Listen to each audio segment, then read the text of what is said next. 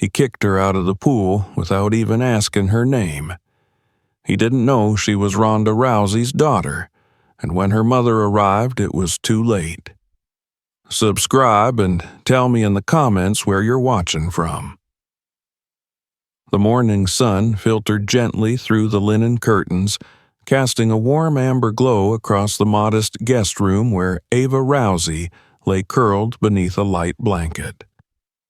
The soft hum of the ceiling fan overhead mingled with the distant rustle of palm fronds beyond the window, blending into a tranquil rhythm that wrapped the room in stillness. She had always loved mornings like this, quiet, unassuming, and hers alone. No cameras, no expectations, no one whispering about her last name or who her mother was, just a stretch of hours untouched by anyone else's agenda. 15 years old, with the cautious confidence of someone who had grown up on the periphery of fame, Ava had spent the last 3 weeks of summer break at her Aunt Clara's home in an upscale, meticulously maintained gated community just outside Malibu. Clara, her mother's older sister, had extended the invitation after noticing how tense Ava had been during a family visit in the spring. "You need air and space and something that doesn't care who your mom is," Clara had said over tea, her voice soft but firm, and Ava had silently agreed.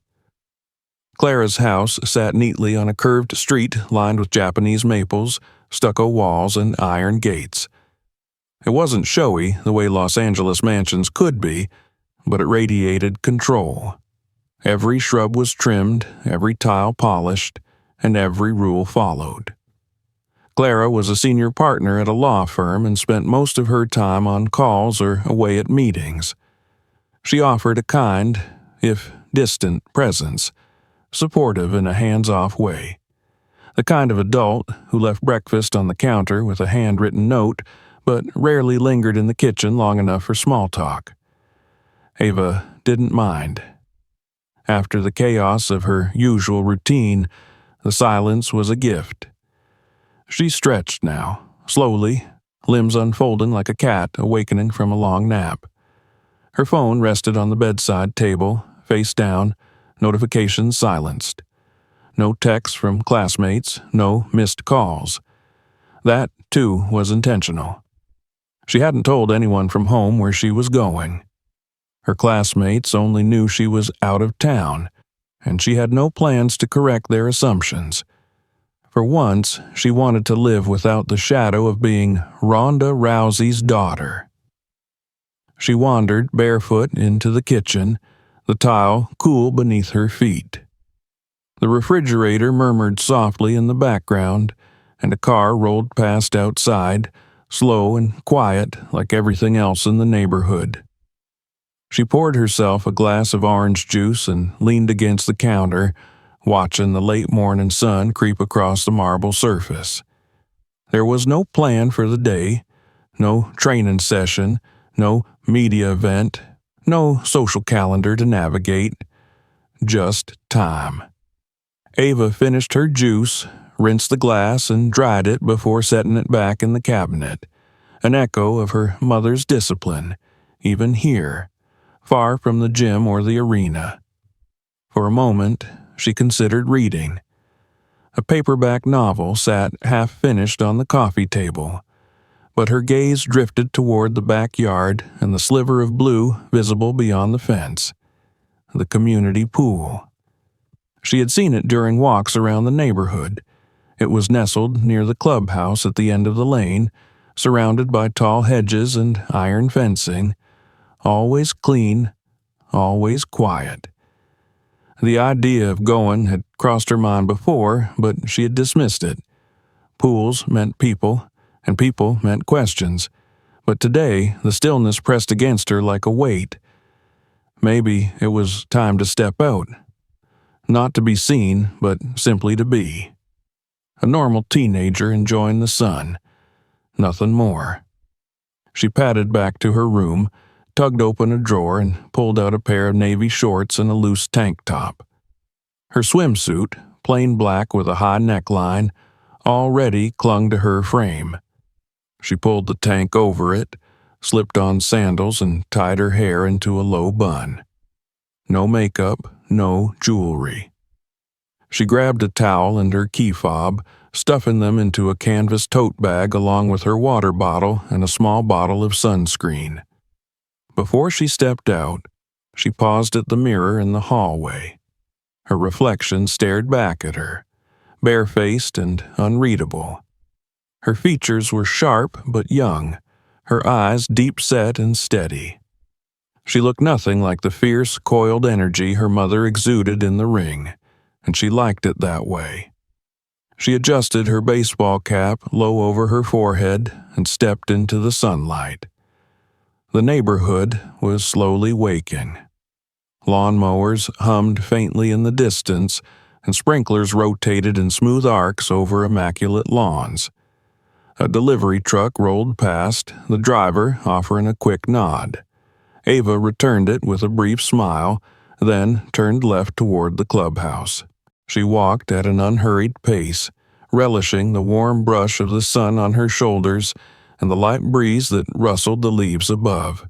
Her flip-flops whispered against the sidewalk as she passed clusters of flowers and shrubs arranged with almost surgical precision.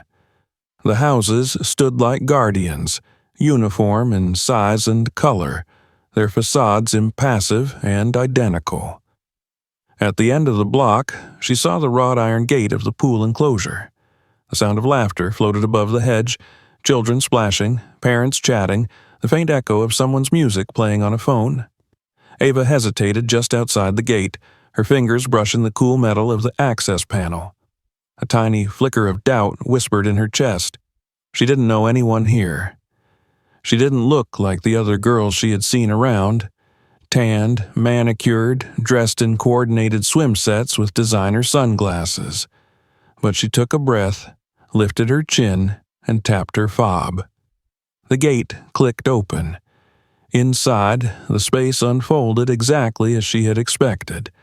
A large, rectangular pool surrounded by white lounge chairs and small tables shaded by blue umbrellas. Children played in the shallow end, supervised by mothers in wide-brimmed hats. Teenagers lounged with earbuds and iced drinks. An older couple sat at the far corner, reading magazines and soaking their feet in the water. Ava chose a spot near the edge, away from the main clusters. She laid out her towel, kicked off her sandals, and settled onto the lounge chair. The sun was warm, the concrete just shy of hot. She unscrewed her water bottle, took a sip, then leaned back and closed her eyes behind her sunglasses. For a few minutes, it was perfect. She didn't think about where she was or who she might be mistaken for. She didn't brace for questions or commentary. She simply listened to the rhythmic slap of water, the muffled conversations, the birds chirping in the distance. Her body, so often wound tight, began to loosen. She didn't notice the glances at first. The people coming in and out, the subtle tilt of heads. She was used to being looked at, even when she didn't want to be, but something in the way the energy around her shifted felt different this time. A couple nearby had grown quieter. A few children pointed toward her before being shushed. She opened her eyes and looked straight ahead, saying nothing, doing nothing. Still, something in the atmosphere had changed. Ava sat up slowly, sipping her water again. Her fingers curled slightly around the bottle. The sun was climbing higher, casting sharper angles. She adjusted her towel beneath her legs and glanced toward the gate. A security guard in a navy polo shirt stood there, speaking to someone out of view. He glanced her way once, then again, then started walking in her direction. She didn't move. She didn't look away. She had done nothing wrong, but already Ava felt it in her chest, that tightening coil, that quiet click that told her something was about to unfold. She took a breath and waited. And the morning, which had started with such stillness, shifted. Ava sat still in the pool chair, her back straightened just slightly, the water bottle still loosely gripped in her hand as the security guard continued his slow, purposeful walk toward her. The shift in atmosphere was subtle but undeniable, like the air pressing in before a thunderstorm. She could feel it settle on her skin, a prickle at the base of her neck, a quiet alertness that replaced the ease she'd felt only moments earlier. She kept her eyes forward, not fixated on the guard, but aware of him in that peripheral sense born from years of watching her mother move through the world. A world that often treated confidence in a woman as defiance and silence as weakness. The man stopped halfway across the concrete deck, his posture still casual, but his eyes pinned in her direction. He adjusted his baseball cap, glanced once more around the pool, and then turned, walking toward a group of teenagers clustered near the deep end. Ava recognized the older boy at the center of the group. She had seen him before, once or twice during her early morning runs. Tall, with a swimmer's build, sandy hair always a little too styled to be accidental.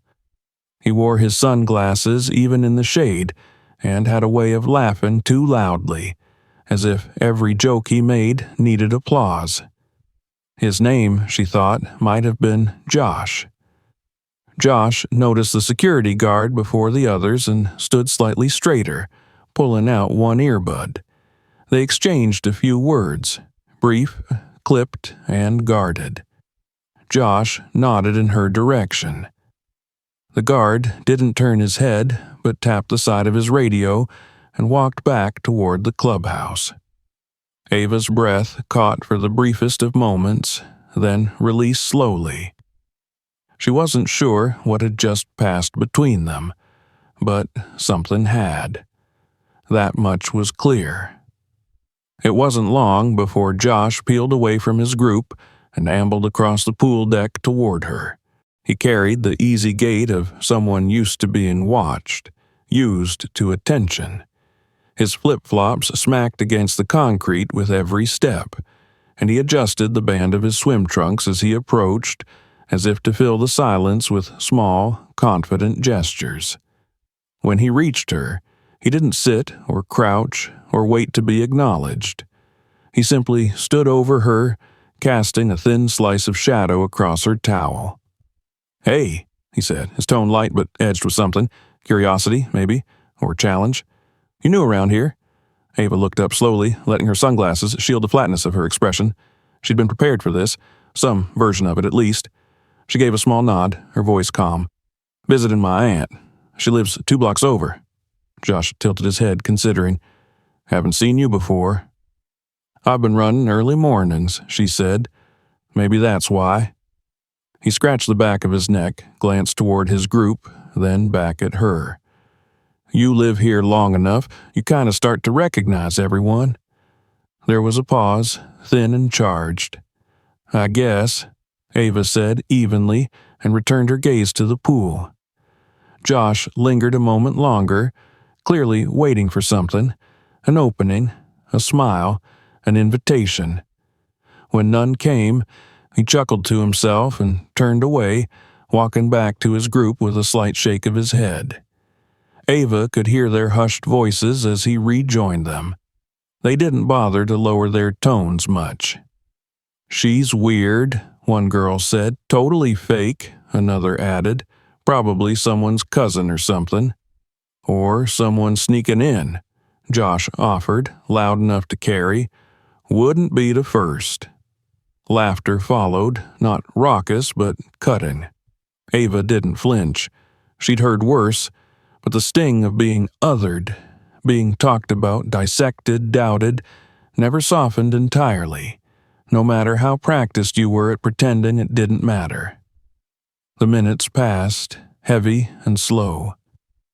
Ava watched as more families arrived, mothers with toddlers, fathers with coolers, a nanny chasing a sun-hatted little girl with floaties on both arms. Each group seemed to glance in her direction as they passed. Some looked away quickly. Others lingered. A few gave tight, polite smiles that didn't reach their eyes. No one sat near her. She pulled her towel tighter around her legs and reached for her book, flipping to the last dog-eared page. But the words blurred. Her concentration frayed. Every chuckle, every shift in shadow felt like an orbit closing tighter around her. She reminded herself to breathe, to sit tall, to stay still. It wasn't the first time she'd felt like she didn't belong. Her mother's fame had taught her early that the world sorted people quickly, by appearance, by assumptions, by fear. But here, in a place that was supposed to be safe and private, where she had every right to sit and soak in the sun like anyone else, the isolation took on a sharper edge. This wasn't a crowd of paparazzi or gawkers. This was something more insidious, casual exclusion, wrapped in smiles and sunscreen. Across the pool, the security guard returned. He stood near the entrance gate now, hands on his hips, scanning the area with the slow, deliberate focus of someone searching for trouble that hadn't yet happened, or one that he'd already decided had. Ava shifted slightly in her seat, resisting the urge to gather her things. That would be given in, and she knew it. Still, her heartbeat had begun to rise again, steady but firm, like a drum tapping just behind her ribs. A woman nearby leaned over to whisper something to the man beside her, her eyes flicking toward Ava. The man grunted, adjusting his sunglasses. Another mother scooted her cooler a few inches closer to her chair, her toddler tugging at her arm. "Stay near me," she murmured, her voice not meant to carry but clear enough in the quiet. It was a slow build, the way the mood shifted. No one pointed, no one yelled, but the accumulation of glances, the whispered judgments, the unspoken question, "Who is she?" coalesced into something unmistakable. Ava folded her hands in her lap. She wasn't going to leave. She wouldn't give them that, but she could feel the invisible line being drawn between her and everyone else. The fact that she wasn't known, that she didn't fit the mold, was apparently enough to make her suspect. She wondered if they'd ask the boy with the tattoos on his bicep to show ID, if they'd question the woman reading a mystery novel near the shallow end. Probably not. They weren't the anomaly. They belonged. And that was the real offense, wasn't it? That she existed in their curated space without permission, without explanation, without the right story pinned to her name. The security guard moved again, this time walking a slow loop around the pool's perimeter. Ava tracked him with the corner of her eye as he passed behind lounge chairs, exchanged small talk with a couple near the steps, nodded at a lifeguard perched on a tall white chair. When he reached the far end, he paused, looked back in her direction, then kept walking. Josh and his group had grown louder, their laughter carrying again, though she could no longer make out the words. Her cheeks felt hot, not from the sun. Her fingers curled again around her water bottle. She thought of her mother then, not in the ring, not in an interview or a photo shoot, but at home, barefoot in the kitchen, arms crossed, watching something unfold on the news. The look Ronda Rousey gave the world when it disappointed her, cold, patient, final. Ava hadn't inherited that glare exactly, but she had learned the posture, the silence, the refusal to shrink. She sat taller. The security guard had stopped again. This time he was speaking with the woman who had whispered earlier.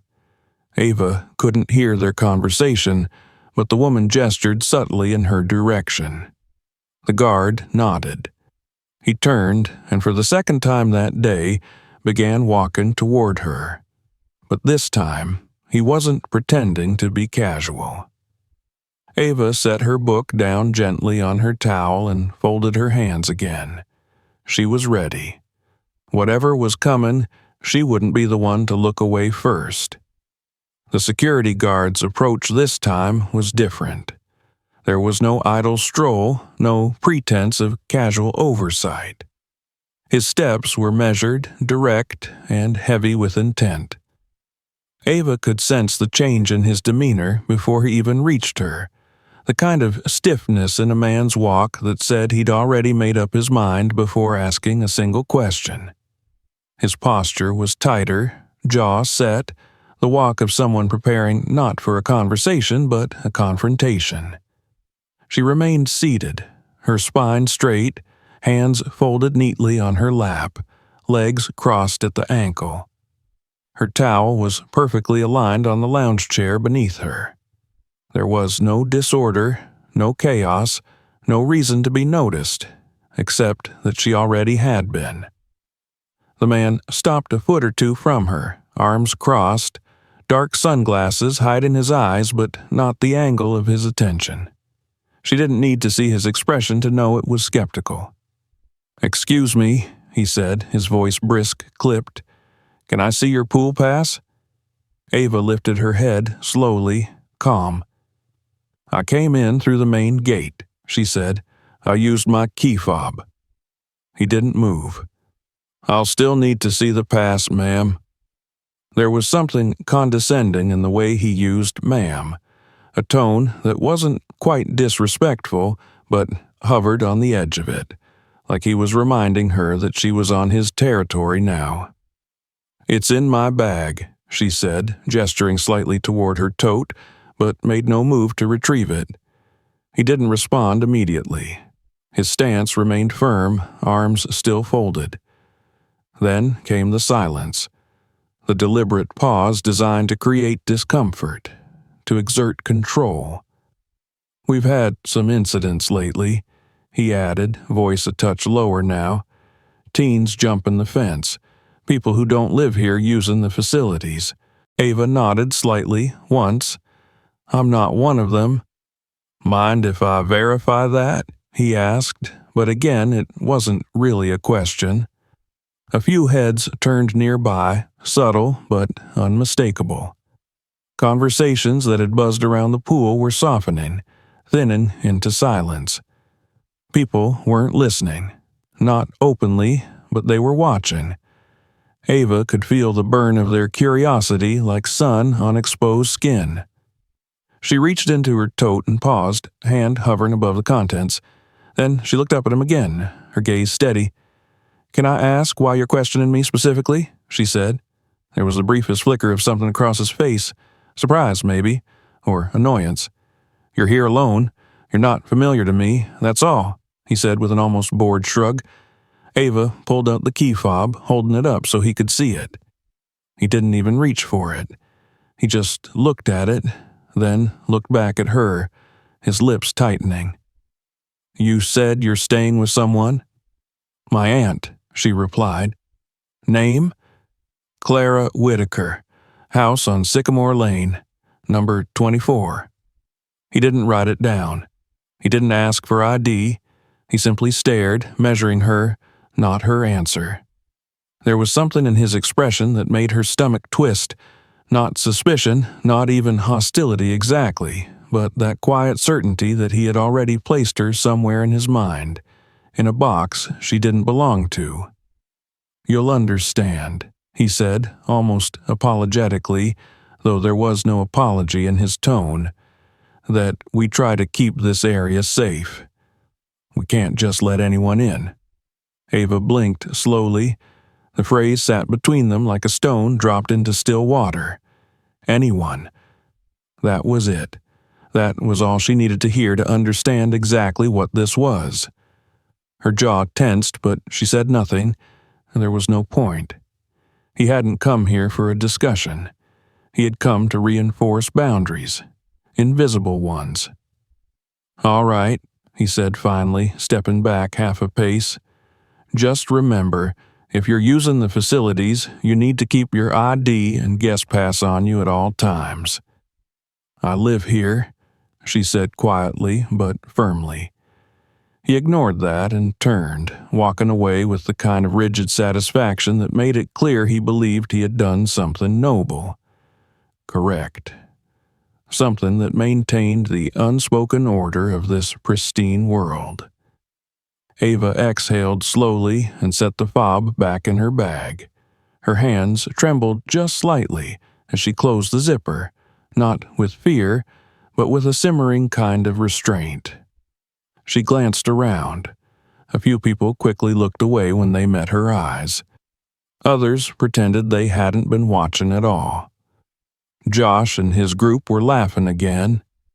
She returned to her seat, repositioned the towel beneath her, and reclined without a word. Her book lay forgotten beside her leg. The water in the pool shimmered and danced, but it no longer looked inviting. It looked like a trap. Time passed. Not much, maybe 10 minutes, but it felt like an hour. Then he came back. She saw him from the corner of her eye, approaching once more, this time not alone. With him was a woman in a blue sundress and a man in a sleeveless athletic shirt. They were clearly residents, and they were clearly upset. The woman pointed at Ava as they approached, not subtle, not discreet. Her face was pinched, lips pursed in that exaggerated tightness of someone about to deliver a complaint disguised as concern. "Is it her?" the woman asked the guard, nodding toward Ava. "She's the one I spoke with earlier," he said. "She's been sitting here all morning," the man chimed in, not talking to anyone, just staring. "She said she lives here," the guard said, as if the words themselves were dubious. Ava turned her gaze to them, calm and level. She did not speak. "I think it would make everyone more comfortable if she left," the woman said, turning to the guard again. "We don't know who she is." "She's a child," the man said, though his tone suggested that somehow made it worse. "She hasn't done anything wrong," the guard replied, but without conviction. "She doesn't belong here," the woman snapped, then caught herself, glancing around at the growing audience. "I mean, she might, but I've lived here for years, and I've never seen her before." "That doesn't mean anything," Ava said finally, her voice soft but audible. "There are plenty of people I haven't seen before either." The woman turned toward her sharply. "Excuse me?" "I'm staying with my aunt," Ava repeated. "I used my fob. I'm allowed to be here." The man took a step closer. "Then why not just say that from the beginning?" "I did," Ava said. The guard looked uncomfortable now, glancing between them. Ava stood. She didn't raise her voice. She didn't plead. She simply looked at each of them in turn. "You've made up your minds," she said. "Nothing I say is going to change that." "You're making this more difficult than it needs to be," the woman replied. "No," Ava said, "you are." The air around them was tight now, tense. The laughter from earlier had stopped. Conversations had stalled. People were watching again. Only this time, they weren't just watching with curiosity. There was discomfort now. Conflict made people uneasy. The woman turned toward the guard. "I want her removed." "She hasn't broken any rules," he said slowly. "She's creating a disturbance." Ava opened her mouth, then closed it again. Her throat was dry. The man in the athletic shirt stepped closer again. "Look," he said, "maybe it's better if you just go, just for today. No harm done." Ava didn't move. Then, suddenly, he reached out, his hand curling around her upper arm, not hard, but firm. She flinched and stepped back, yanking her arm free. "Don't touch me," she said. He threw his hands up. "Jesus, calm down, I was just trying to help." "That's not helping," she said, louder now. The woman gasped. The guard took a step forward. Ava's chest was tight. "All right," she said, her voice shaking just slightly, but still clear. "You want someone to talk to? Fine." She pulled her phone from her tote, unlocked it with a quick tap, and brought it to her ear. It rang once, twice. Then a familiar voice answered. Ava didn't look at the people around her. She didn't say anything beyond 2 words. Mom, now. And then she ended the call. No threats, no explanations, no pleas, just the calm certainty of a girl who had grown up in the shadow of a storm and had just called it in. She sat back down, crossed her legs again, picked up her book, and waited. The air was heavy with heat and tension. Ava sat perfectly still in her lounge chair, her phone resting loosely in her palm, her eyes unfocused on the book she had opened again, only as a gesture of normalcy. The pages meant nothing now. She wasn't reading. She was counting. Minutes, breaths, the flickering glances that surrounded her like tiny embers on dry grass. The woman in the sundress had retreated to her seat, whispering animatedly with another mother nearby. The man in the athletic shirt stood by the clubhouse wall with crossed arms and narrowed eyes, like a watchdog waiting for some validation of his suspicion. The security guard lingered near the gate again, not watching her directly, but clearly not watching anyone else. Ava's body felt tense but controlled, her heart steadying after the last surge of adrenaline. Her mother hadn't said anything on the phone, just a pause, the kind that was always more telling than words. Ava knew what would happen now. Ronda Rousey didn't arrive late, and she didn't arrive quietly. The next 5 minutes dragged like molasses under the sun. A breeze swept across the pool deck, fluttering towels and rustling umbrella canopies, but it did nothing to ease the pressure in Ava's chest. Her grip tightened slightly on the armrest. Around her, nothing happened, and everything did. The teenagers near the deep end had stopped laughing. They weren't talking now. They were watching. Watching her. One of the girls held her phone flat in her lap, the camera already aimed. Others followed suit. Recording had become second nature to them, like breathing.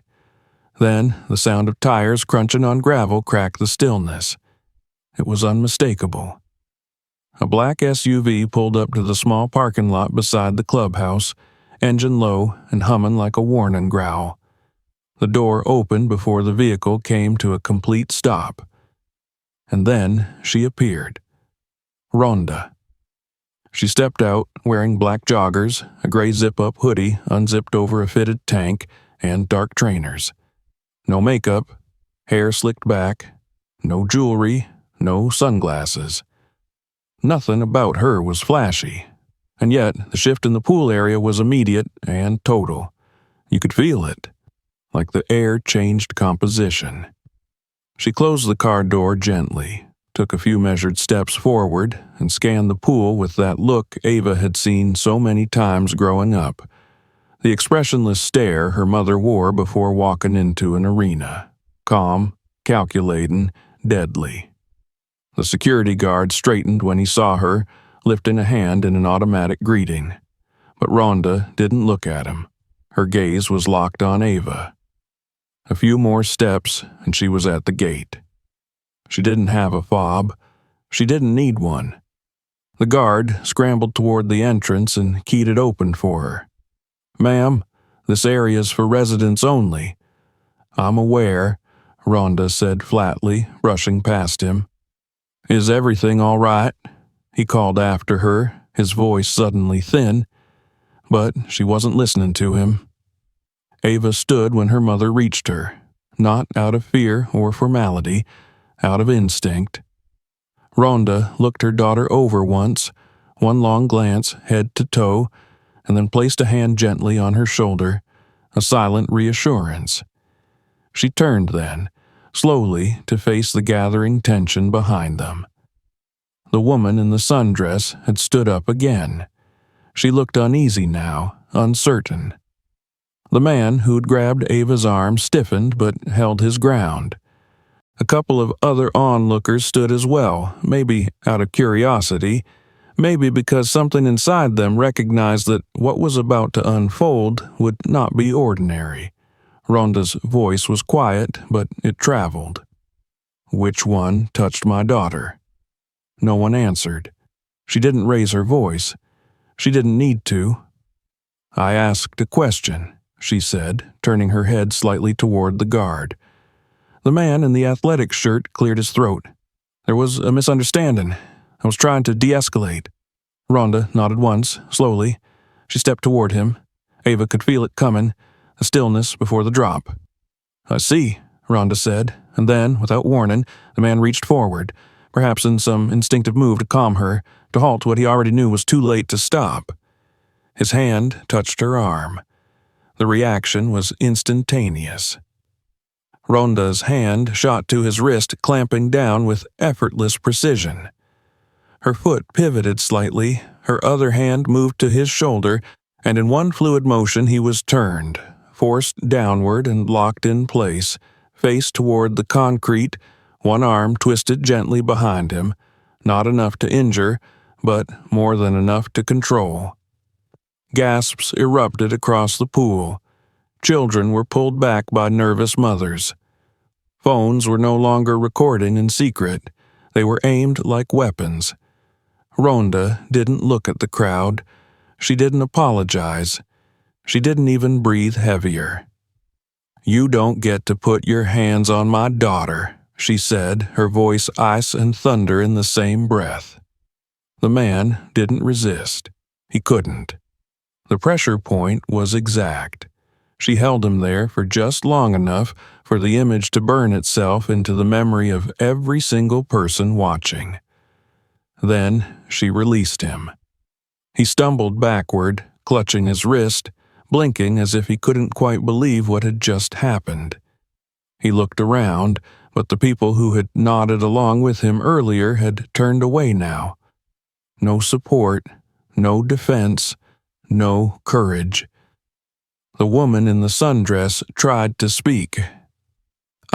We didn't mean—" "Then maybe," Ronda said sharply, "you shouldn't have acted like you did." She turned back to Ava. "Are you all right?" Ava nodded, her throat tight. They stood there a moment longer, mother and daughter, framed in the center of the pool deck like something carved from certainty. "Let's go," Ronda said. They began walking together, shoulders aligned, steps in rhythm.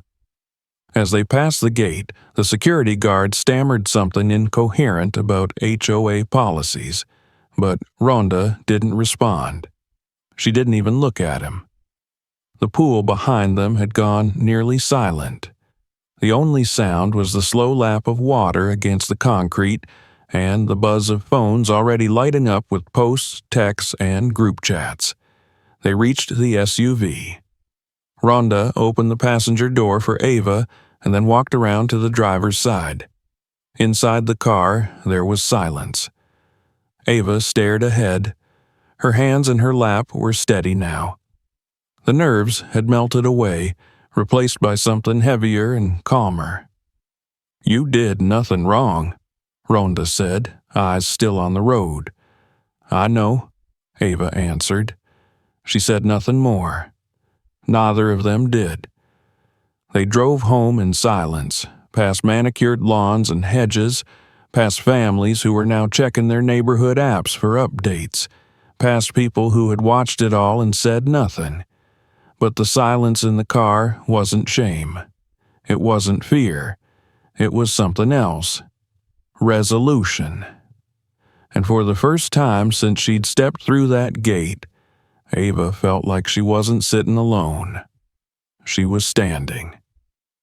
The car glided to a stop in front of Clara Whitaker's house, its black silhouette absorbing the last of the midday sunlight as the automatic gate rolled open with a low mechanical hum. The neighborhood, with its winding boulevards, stucco facades, and symmetrically clipped hedges, appeared untouched, pristine, as though nothing had happened. No disruption, no confrontation, no moment that would ripple beneath the surface like a tremor under the earth. But Ava knew better. She could feel the shift, no, the tear, something permanent, something irreversible. She stepped out of the passenger seat with quiet resolve, her movements precise, her posture straight. Ronda circled around to the front walkway, her steps measured, deliberate. There was no urgency in her body, no need for speed. She had made her statement without raising her voice or delivering a speech. Her presence alone had tilted the air. Clara wasn't home, but that was expected. She had texted earlier that she'd be at the courthouse all afternoon, some hearing that had run long. Ava unlocked the front door with her temporary key card and stepped into the cool interior of the house. The temperature inside was several degrees lower than outside, and the marble tiles under her feet sucked away the remaining heat from her skin. It should have felt like a return to normal, but nothing about the house felt the same. She walked into the kitchen, opened the refrigerator, pulled out a bottle of water, and drank deeply. Her throat burned, but not from thirst. Ronda stood silently by the sliding glass doors that looked out over the small patio and trimmed hedges. Her arms were crossed, her jaw tight, but her face was unreadable. The same mask she had worn walking into fights. Ava didn't say anything. There was no need. Her phone, still in the tote bag, vibrated against the counter where she had dropped it. Once, then again, a third time. She didn't move. Ronda turned toward her. "You should look," she said. Ava took a breath and picked it up. The first notification was from Clara. "Just got a call from the HOA. What the hell happened at the pool? Are you okay? Call me." The second was from a number she didn't recognize. "Hi, Ava. I'm one of the residents. I saw what happened. I just wanted to say I'm sorry. You didn't deserve that." The third was from one of the teenage girls she had noticed earlier, the one holding her phone at just the right angle, pretending not to record. Hey, that was kind of badass. Also, everyone's talking about it. Like, everyone. She locked the phone without replying. "I don't think they expected you to show up," Ava said, her voice quieter than she meant it to be. Ronda walked to the counter, leaned against it. "They never do." There was a beat of silence. "Did I do the right thing?" Ava asked. Ronda didn't answer right away. She looked at her daughter with a gaze that cut through every layer of self-doubt and laid it bare. "You called me," she said. "You stood your ground. You didn't raise your voice. You didn't retaliate. You didn't have to." Ava nodded. "But," Ronda added, "you're going to have to live with what comes next." Ava didn't ask what that meant. She already knew. The narrative had left the pool. It was in text messages now, in private group chats, in the HOA Slack, the community Facebook page, maybe even in emails being sent with subject lines like "concern an incident at the pool today." And no matter how factual her story was, she wouldn't own the framing. Someone else always wrote the headlines. Later that evening, Clara returned. She didn't barge in. She didn't raise her voice. But her questions were sharp and quick, the way only lawyers ask when they're trying not to sound like they're cross-examining. Ronda handled her with the same calm she had used earlier that day, laying out the facts without embellishment, without dramatics. Ava listened as they spoke in low tones over the kitchen island. "Did he put his hands on her?" Clara asked. "Yes," Ronda said. "Did you use force?" Ronda didn't blink. "I used training." "Any injuries?" "Not unless you count bruised pride." Clara rubbed her temples, sighed, and muttered something about liability. Later, after Clara had gone upstairs with her glass of wine and her phone pressed to her ear, Ava sat out back on the patio, legs curled beneath her, the night pressing in gently around her shoulders.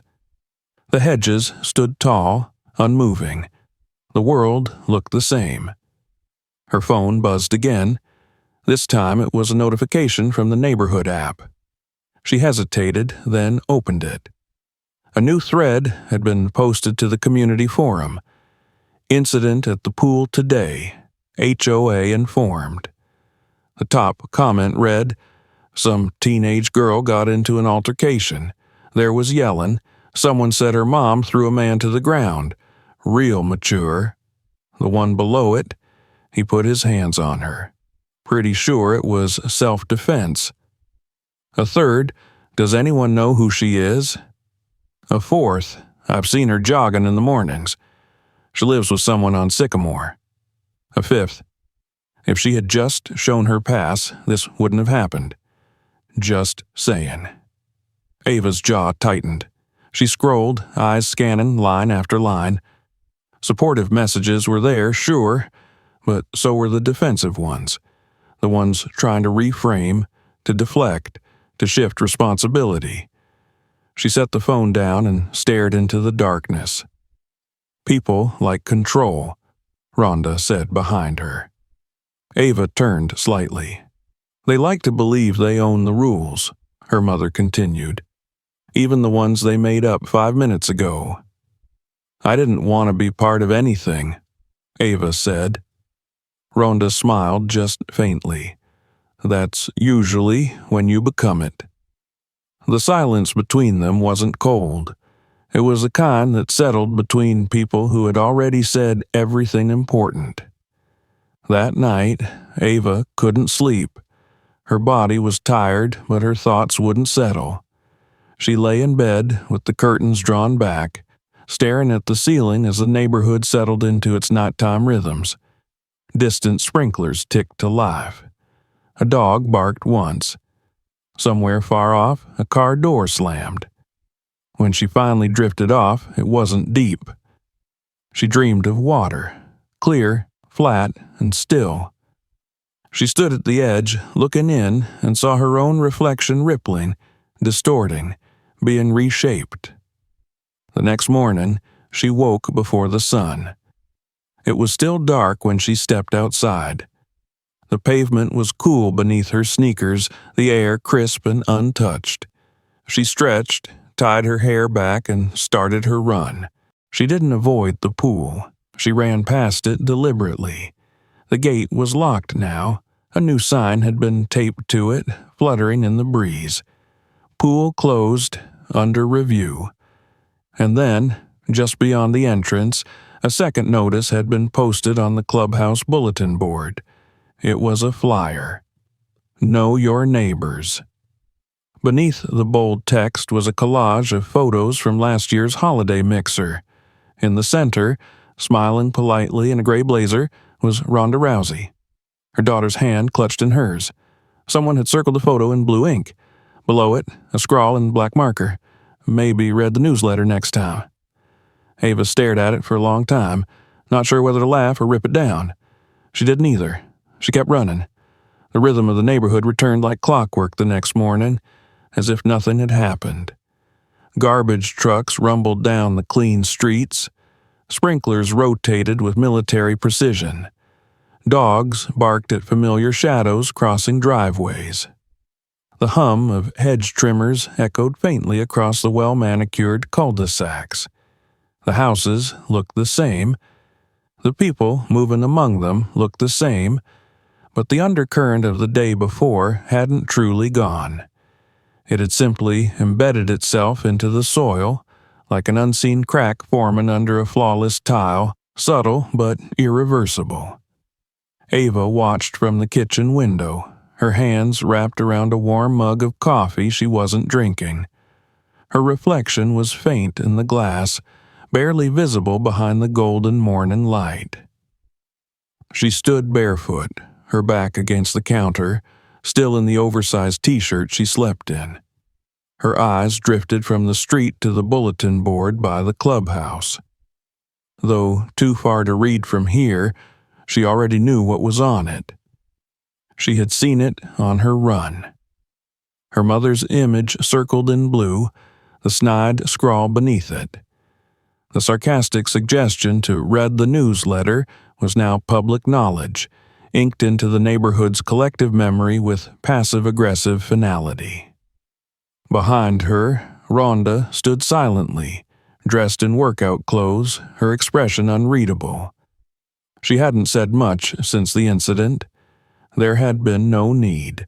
But everything she did, from the way she watched Ava move to the unspoken awareness in her presence, told Ava that her mother was still in full defensive mode. Not angry, not volatile, just alert. They had spent the previous afternoon mostly in silence. The neighborhood chatter grew louder online, while the in-person response remained conspicuously muted. No one came to the house. No one called the landline. No one rang the bell to express concern or indignation or sympathy. Instead, they watched through curtains, observed from sidewalks, and waited to see what Ronda Rousey would do next. Ava placed the mug down and walked out of the kitchen. She didn't speak as she passed her mother. Rhonda followed with her eyes, her head tilting slightly, but she didn't follow. Upstairs, Ava changed into jeans and a plain white tee, brushing her hair into a quick ponytail. She didn't put on makeup or earrings. She didn't check her phone. Instead, she took her time, letting the routine settle her nerves. There was something in the air today. Something quiet but taut, like the stillness before a second wave.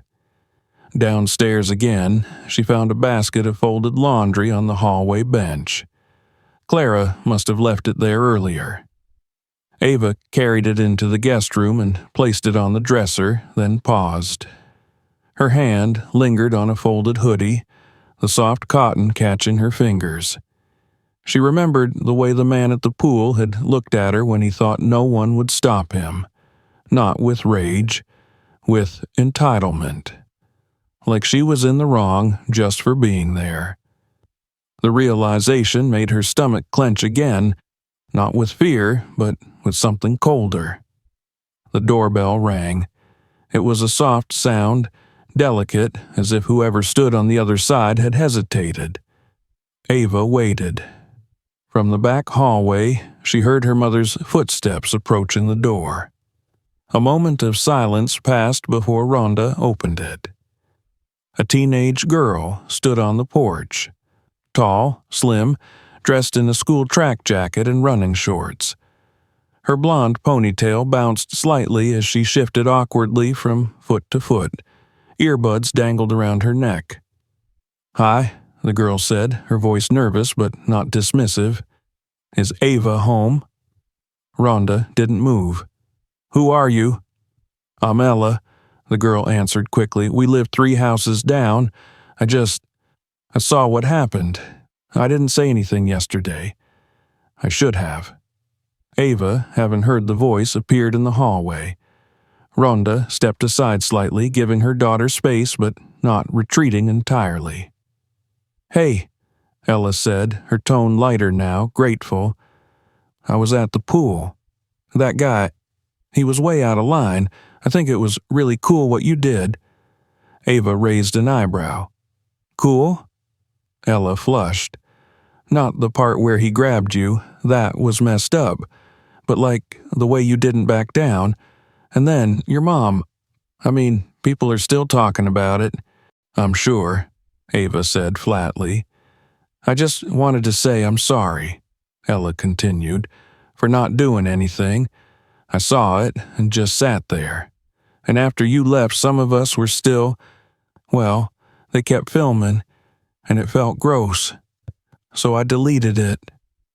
Ava didn't speak right away. She looked at the girl, really looked at her, and saw the nerves, the honesty, and the embarrassment that came with knowing she had failed to act when it mattered. "Thanks," she said finally. Ella gave a tentative smile, nodded once, and then jogged back down the path toward the street. Rhonda closed the door slowly, watching her go. "You handled that well," she said quietly. Ava didn't reply. She just walked past her mother again and headed back to the kitchen. Later that day, As the sun reached its peak and the house grew warmer despite the soft whir of the air conditioning, another knock came at the door. This one firmer, slower. When Rhonda opened it, Mr. Franklin stood there, wearing a short-sleeved button-up and holding a foil-covered casserole dish. He was in his 60s, his white hair neatly combed, eyes warm but uncertain. "I brought this," he said, holding out the dish. "Potatoes and cheese. Nothing fancy." Rhonda blinked. "You didn't have to." "I wanted to," he said. "I saw what happened. We all did." She stepped aside and let him in. Ava came into the foyer a moment later, drying her hands on a dish towel. Mr. Franklin smiled at her, his eyes kind. "You all right, kid?" Ava nodded. "I'm fine." They sat together on the back patio, plates on their laps, the casserole untouched. The light had grown softer, shadows stretching longer across the lawn. Birds chirped in the hedges. Somewhere nearby, a neighbor watered their garden. "I've lived here 27 years, Mr. Franklin said, breaking the silence.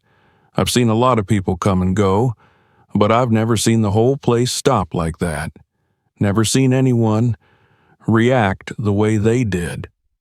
Rhonda said nothing. He looked at Ava. What that man did wasn't just inappropriate, it was wrong. But more than that, what everyone else didn't do, what we didn't say in the moment, that's what's eating at me. Ava shifted in her chair. "I just wanted to say I saw you. I saw how you stood there, and I saw what your mother did. I think a lot of people did. Not all of them are saying it out loud, but they're thinking it. And maybe next time someone will speak up faster." Rhonda nodded once. He stayed a little while longer, then took his empty plate inside, washed it himself at the kitchen sink, and left with a nod. The day faded. By nightfall, the house was quiet again. The overhead lights dimmed, the televisions off. Ava sat on her bed with her legs tucked beneath her, scrolling slowly through her messages. Most were harmless. Some were performative apologies. One or two were hostile, defensive, anonymous. Then came one that stood out. No name, no subject. Just a single sentence. "I was at the pool that day. I saw how you handled yourself. My daughter did too. She learned more in those 10 minutes than she has all year in school. Thank you for showing us the difference between authority and grace." Ava read it twice, then a third time. She put her phone down, stared at the ceiling, and breathed deeply.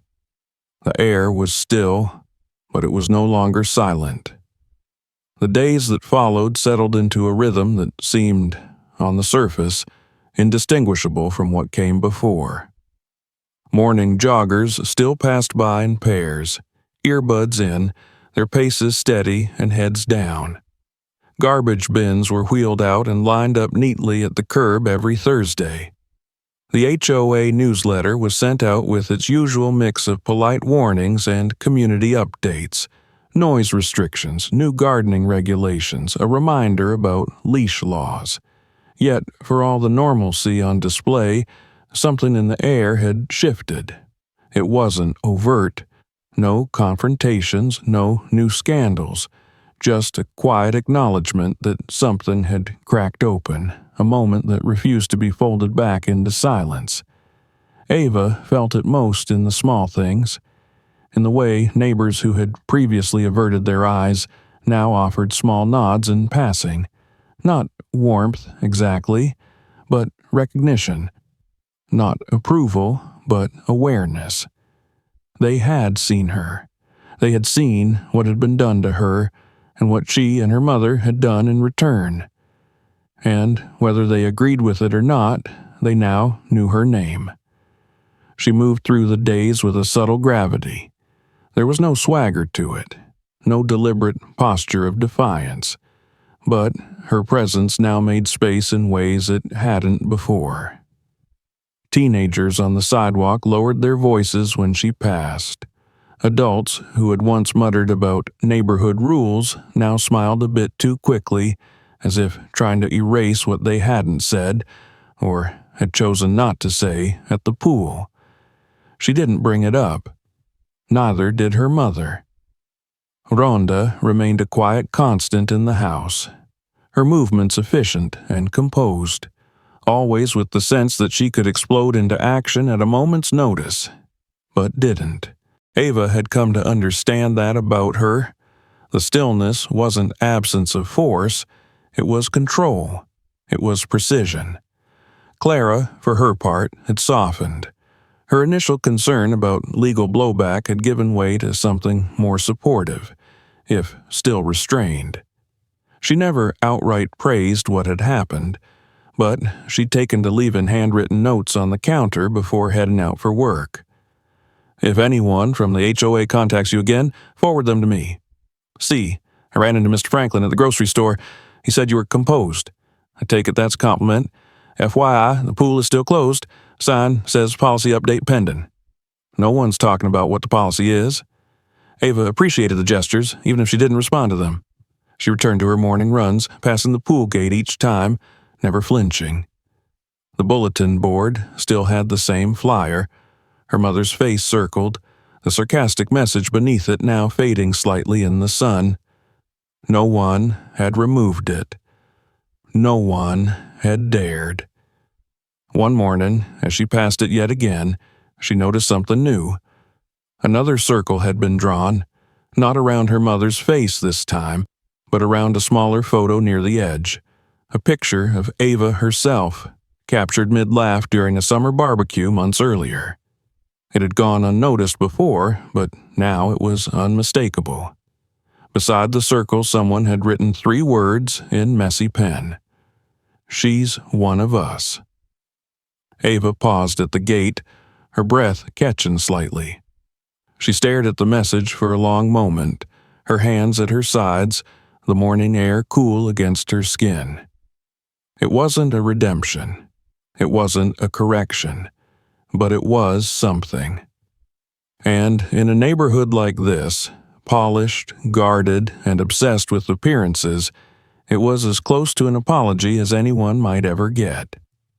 Later that day, as she sat outside reading on the back patio, Matto, the boy from next door, appeared at the edge of the lawn, dragging a tangled garden hose behind him. He was 9, maybe 10, with wide eyes and grass-stained knees. He hesitated before stepping onto the porch. "Miss Ronda?" he asked, peering into the house.